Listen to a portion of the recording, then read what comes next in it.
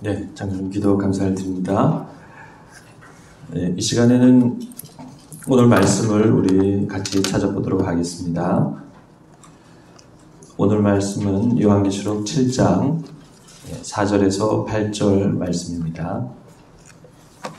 요한계시록 7장 4절에서 8절 말씀입니다. 네, 제가 읽어드리도록 하겠습니다. 내가 인침을 받은 자의 수를 들으니 이스라엘 자손의 각 지파 중에서 인침을 받은 자들이 14만 4천이니 유다 지파 중에 인침을 받은 자가 1만 2천이요 루벤 지파 중에 1만 2천이요 갓 지파 중에 1만 2천이요 아셀 지파 중에 1만 2천이요 납달리 지파 중에 1만 2천이요 므낫세 지파 중에 1만 2천이요 시므온 지파 중에 1만 2천이요 레위 지파 중에 1만 2천이요 이사갈 지파 중에 1만 2천이요 스불론 지파 중에 1만 2천이요 요셉 지파 중에 1만 2천이요 베냐민 지파 중에 인침을 받은 자가 1만 2천이라. 아멘. 네, 오늘 이 말씀을 가지고 요한계시록의 숫자 상징과 14만 4천 이 제목으로 말씀을 나누고자 합니다. 우리는 지난번에 하나님의 인이 무엇이고 그것이 마지막 때에 어떤 역할을 하는지, 그리고 그런 하나님의 인을 맞은 14만 4천과 흰옷 입은 셀 수 없는 큰 무리가 어떤 관계인지 그런 내용을 살펴보았습니다. 오늘은 이제 이 요한계시록 안에서 많은 관심을 받고 있는 14만 4천에 대해 살펴보고자 합니다. 요한계시록에 대한 주석이 부족하고 이해가 어둡던 과거에 이 14만 4천은 요한계시록 해석에 많은 논란이 된 주제 중에 하나였습니다. 그런 논란의 출발은 이 숫자를 실제 수로 해석하고 말하는 사람들에 의해 일어났습니다. 일반 교회에서는 그렇게 말하지 않지만 요한계시록을 기반으로 해서 일어난 많은 이단들은 이 수를 실제 수로 말하면서 사람들을 유혹했습니다. 아무리 예수님을 잘 믿어도 소용없다. 이 14만 4천에 들어가야 구원을 받을 수가 있다. 이것이 14만 4천의 비밀이다. 이렇게 말하면서 사람들을 가르치고 모았습니다. 틀린 해석이고 틀린 주장이었지만 이것이 영적으로 불안감을 사람들에게 주고 또 그들이 강하게 주장하고 또 악한 영이 역사했기 때문에 많은 사람들이 넘어가게 되었습니다. 그렇게 성장한 대표적인 이단이 바로 신천지입니다. 그들은 14만 4천에 들어가야 구원을 받고 영생한다고 말했습니다. 그래서 그들은 이만희 교주가 바로 보혜사 성령이라고 말하고 또 자신들만이 요한계시록 해석의 열쇠를 가지고 있다고 말하고 또 그러면서 이제 14만 4천에 들어가야 구원받는다고 말하면서 그렇게 폭발적으로 성장을 하였습니다. 그러면 이 14만 4천에 들어가기 위해서 그럼 어떻게 구체적으로 해야 되는가? 신천지에서 실제로 활동했던 사람의 말에 따르면 그들은 이렇게 교육했다고 합니다. 14만 4천에 들어가기 위해서는 먼저 그들 모임에 나와서 입교를 하고 두 번째로 그들 교회에, 지역교회에 등록을 하고 세 번째로 마지막으로 그들 총회에 등록을 해야 비로소 14만 4천에 들어갈 수 있다는 것입니다. 그리고 그렇게 되기 위해서는, 그렇게 등록이 되기 위해서는 출석은 물론이고 전도 활동도 많이 해야 하고 또 11조, 감사헌금, 구역헌금 등 각종 헌금 생활을 잘 해야 한다는 것입니다. 그런데 이 내용을 말했던 그 사람은 자기 자신은 청년이고 돈이 없고 빠듯한 생활을 하고 있었는데 구역장이 자기에게 말하기를 당신은 헌금 생활이 부족해서 지금 총회 등록이 안 되고 있다라고 말하더라는 것입니다. 네, 그 사람은 그렇게 시달리다가 나중에 신천지가 잘못되었다는 것을 알고 이제 거기서 다행히 나오게 되었다고 합니다. 이렇게 이 신천지는 14만 4천을 실제 수로 말하면서 정통 교회들이 이 수를 상징수로 해석하는 것은 잘못된 것이다. 이렇게 가르치고 있습니다. 그런데 어느덧 그들의 교세가 14만 명을 훨씬 넘게 되었습니다. 그래서 그들은 지금은 이 내용을 조금 다르게 말하고 있습니다. 14만 4천과 흰옷 입은 무리를 별개로 구분합니다. 그래서 14만 4천은 세 나라의 제사장들과 사명자들이고 흰옷 입은 무리는 세 나라의 백성들이라고 하면서 이 전체가 다 구원을 받을 수 있다고 그렇게 말하는 것이죠. 이렇게 해서 일단은 14만 4천에 들지 않아도 자신들의 모임에 오기만 하면 구원은 받을 수 있다라고 안심을 시킵니다. 그러나 그러면서도 여전히 이 14만 4천이라는 세 나라의 영광스러운 제사장들이 되어야 하지 않겠느냐고 그렇게 헌신을 계속 강요하고 있습니다. 이렇게 해서 신천지는 지금도 교세를 계속 확장하고 있습니다. 이번 주 뉴스를 보니까 신천지가 지금 이번 대선에 깊숙이 개입하고 있다고 합니다. 자신들이 지지하는 후보를 위해서 여론조사에 관여하고 후보 선출에 표를 몰아주고 또 각종 커뮤니티에서 여론을 이제 조성하고 특히 20, 30대 젊은 층 지지도에 이들이 깊이 관여하고 있다는 그런 뉴스였습니다. 이제 신천지는 단순한 이단 세력이 아니라 우리나라 정치와 정계까지 영향을 끼치는 큰 세력이 되었습니다.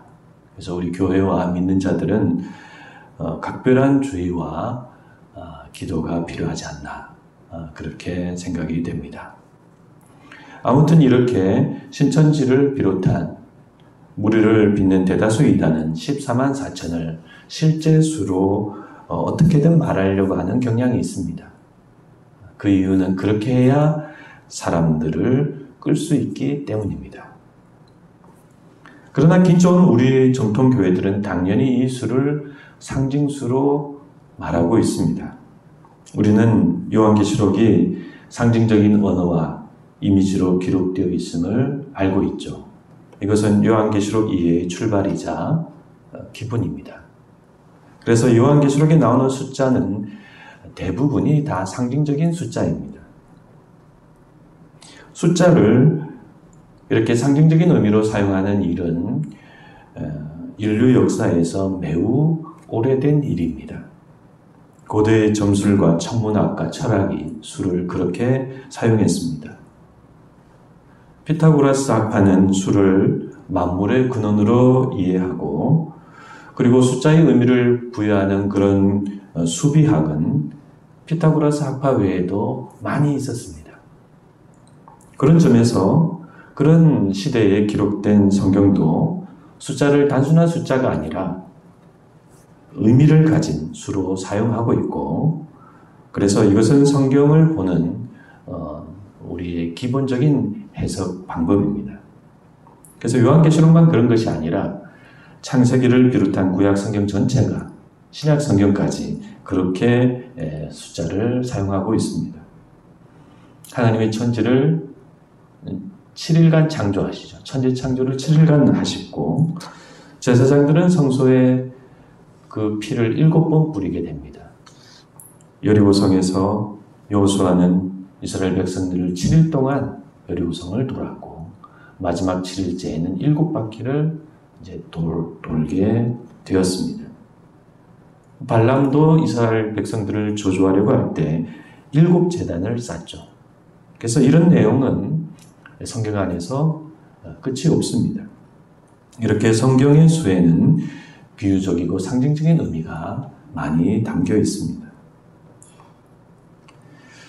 비유적이고 상징적인 숫자는 이 7 외에도 3, 4, 12가 있습니다.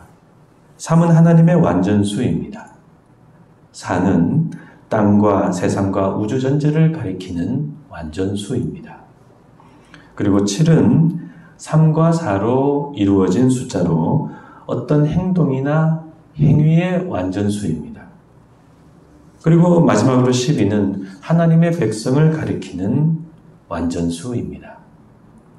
그래서 요한계시록을 주석하는 대부분의 주석가들은 요한계시록의 숫자들 안에 이러한 상징적인 비유적인 의미가 풍부하게 담겨 있다고 봅니다. 그래서 요한계시록의 숫자만을 전문적으로 연구한 학자들이 많이 있는데 그 대표적인 한 분이 리차드 보컴이라는 그 학자입니다. 이분에 따르면 요한계시록에는 숫자 상징이 아주 많은데 그 중에서 특히 4와 7의 패턴이 두드러진다고 말합니다. 4는 말씀드린 바와 같이 이 땅과 세상 전체를 가리키는 그런 의미로 사용되고 있죠. 우리 7장 1절에서 보면 천사들이 땅의 네 모퉁이에서 땅의 사방에 부는 바람을 잡고 있다. 이렇게 이제 말하는 것을 볼 수 있습니다. 그리고 7인, 7나팔, 7대적이라고 하는 이 7 시리즈 심판은 4와 3의 패턴으로 이루어져 있습니다. 그래서 앞에 네 심판은 모두 땅에 임하는 심판이고 뒤에 세 심판은 그 땅에 임한 심판이 영적으로 또 하늘의 영역으로 확대되는 것을 이제 말하고 있습니다. 요한계시록의 7 심판과 재앙 시리즈도 10장에 7 우레를 포함한다면 이것은 모두 4개의 시리즈가 됩니다. 그래서 요한계시록의 심판은 7 심판이 4번 반복이 되어서 이 의미는 이 하나님의 심판이라는 것은 온 세상에 미치는 완전한 심판이라는 의미를 말하고 있습니다.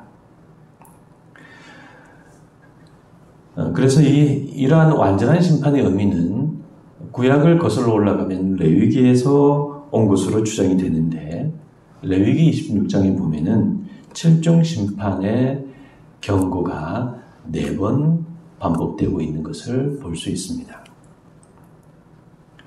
이 밖에 이제 요한계시록의 이제 다른 내용들을 또 숫자 내용들을 또 살펴보면 땅의 모든 사람을 가리키는 각 족속과 방언과 백성과 나라라는 이 4중 문구도 요한계시록 안에서 모두 7번 나오고 있습니다.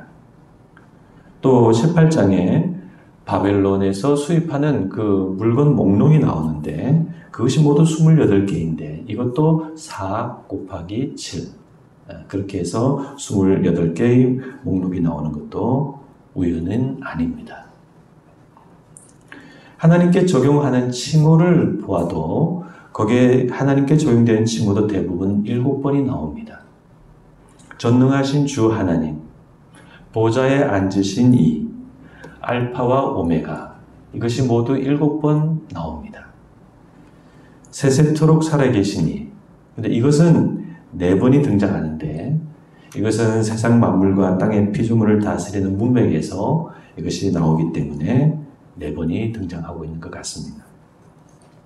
그리스도도 7번 등장하고 예수는 14번, 어린 양은 또 7의 4배수인 28번이 등장합니다. 어린 양과 하나님은 7번 등장합니다. 그러나 사탄과 마귀와 용과 짐승을 말할 때에는 이런 숫자 패턴이 전혀 보이지 않습니다. 사탄은 8번, 마귀는 5번, 용은 12번, 짐승은 30번이 넘게 나옵니다. 그래서 이것은 이 악한 존재들에 대해서는 숫자로서 어떤 상징적인 의미를 부여하지 않는다는 것이죠. 한편 미완성의 수와 사탄의 수로 알려진 이 6은 짐승의 수 666으로 나오고, 또 바벨론이 6번이 나오고, 음녀 바벨론을 가리키는 여자라는 단어는 역시 6번이 나오고, 또 6번째인에서 구원받지 못한 사람들이 6개의 집단으로 분류되어서 그렇게 나오고 있습니다. 또 요한계시록 안에서 이 요한계시록의 내용이 마지막으로 갈수록 아주 중요하게 나오는 또 숫자가 하나 있습니다. 그것은 바로 12입니다. 12는 하나님의 온전한 백성을 가리키는 완전수이죠. 이 숫자는 21장과 22장의 새 예루살렘을 묘사하는 부분에서 12번 등장합니다. 이 짧은 본문 안에 12가 이렇게 12번이 등장하는 것은 하나님의 백성을 완성하시는 하나님의 역사가 절정에 이르렀음을 의미합니다. 이상의 내용이 요한계시록의 숫자에 대한 대략적인 설명입니다. 그러므로 우리는 이런 내용을 볼 때에 요한계시록이 하나님의 말씀과 계시와 글의 구조만이 아니라 이렇게 숫자에 의해서까지 놀라운 책이라는 사실을 알 수 있습니다. 요한이 이제 그렇게 정교하게 쓴 것입니다.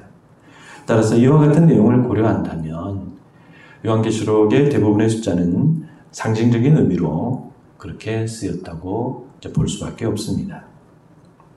그래서 이와 같은 내용을 조금이라도 아는 사람이라면 14만 4천을 실제 수라고 주장할 수가 없죠.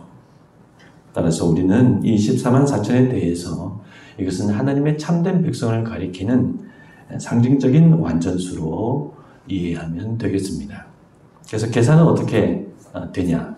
이것은 하나님의 백성의 완전수인 12의 제곱의 광대함을 의미하는 1000을 곱한 수, 이것이 이제 14만 4천 이렇게 봐도 되고, 혹은 하나님의 백성의 완전수 12에 1000을 곱하고 여기 12지파에 12를 곱한 수, 이렇게 해서 나온 게 바로 14만 4천이라고 그렇게 이제 해석을 합니다. 그래서 오늘은 여기까지 이제 하고 다음 주에 이 14만 4천의 내용, 나머지 내용을 계속 이어서 그렇게 살펴보도록 하겠습니다. 네, 기도하시겠습니다.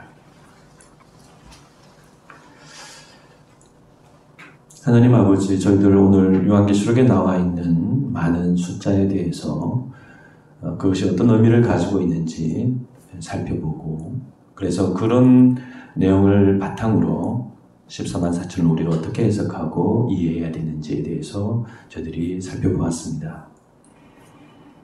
많은 이단들이 특별히 이 14만 4천의 이 숫자를 가지고 많은 사람들을 유혹하고 있습니다. 이 숫자를 가지고 여기에 들어가야 구원을 받을 수가 있다. 그렇게 말하면서 많은 사람들을 그동안 유혹했습니다. 하나님, 우리가 하나님에 대한 올바른 지식을 잘 가지고 있어서 그런 잘못된 주장에 유혹되지 않게 하여 주시옵시고, 넘어가지 않게 하여 주시옵시고, 무엇이 올바른 내용인지 우리가 말해줄 수가 있고 또 가르칠 수 있는 그런 사람들이 될 수 있도록 인도하여 주시옵소서. 하나님, 하나님의 말씀 하나하나, 숫자 하나하나에 담긴 그런 내용들을 저들이 잘 이해해서 하나님께서 우리에게 원하시는 것이 무엇인지, 하나님의 백성의 이 참된 백성의 수에 우리가 들어갈 수 있도록 이렇게 노력하고 힘써 나아가는, 살아가는 저희들이 될 수 있도록 인도하여 주시옵소서. 감사드리오며 예수님의 이름으로 기도를 드립니다. 아멘.